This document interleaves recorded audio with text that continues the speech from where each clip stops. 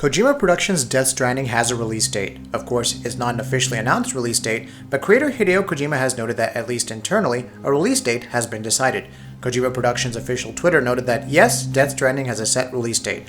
Duh, how else would we be able to set a budget? Of course, he also said it would be out before the Tokyo Olympics in 2020, so that's not exactly narrowing it down. It also seems that other casting is happening, with Norman Reedus' character having a possible heroine. Again, this was in response to a joke about the game being about a naked dude, so do what you will with that information. However, there is something more concrete. It seems that Death Stranding will introduce a new kind of co-op gameplay, though it's still playable solo.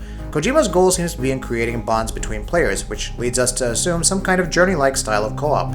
Again, nothing is confirmed at this time. Death Stranding is currently in development for PS4 and PC.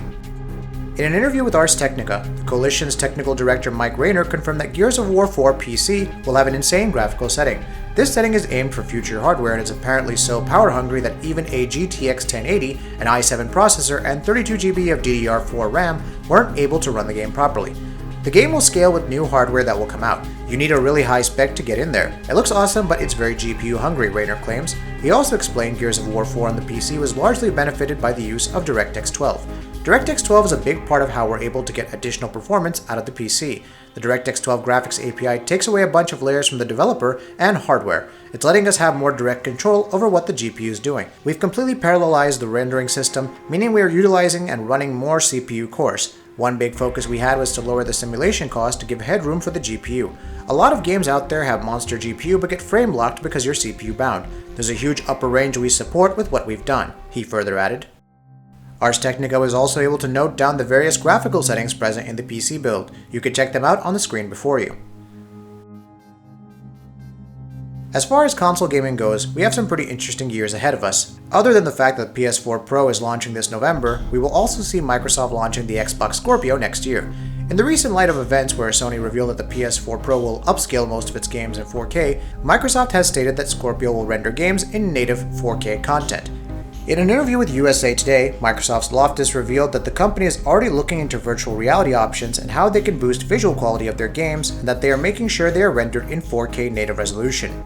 Any games we're making that we're launching in the Scorpio timeframe, we're making sure they can natively render at 4K, she stated. Microsoft boasts that the Scorpio will be a monster of a console and will feature 6 teraflops of GPU power, with support for high-fidelity VR gaming along with a jump to 320 GB per second of memory bandwidth.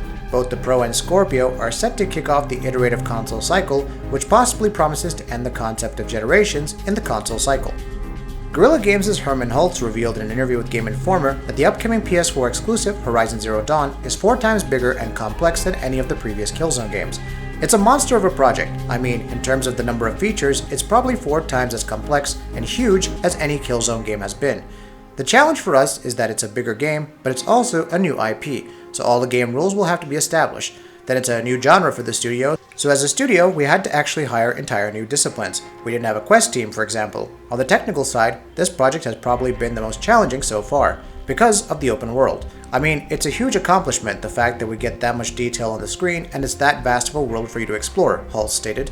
This is expected given that Horizon Zero Dawn is an open world role-playing game set on a massive map. Guerrilla Games' previous entries have been smaller in scale. Killzone games are linear in nature, although Shadowfall featured an open-level design. Horizon Zero Dawn launches next February exclusively on the PS4. We hope you've enjoyed this video, so please consider subscribing to our channel. We do original content, reviews, graphics comparison, and much more, and try to upload a video every day. Thank you very much for checking us out.